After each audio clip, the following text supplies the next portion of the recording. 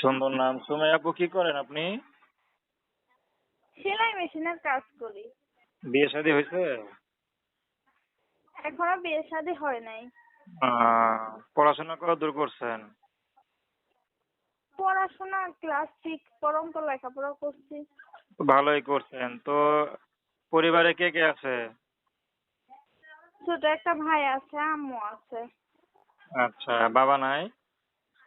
বাবা বিবাহ করে চলে গেছে। ইউটিউবে কি মনে করে আসলেন বলেন?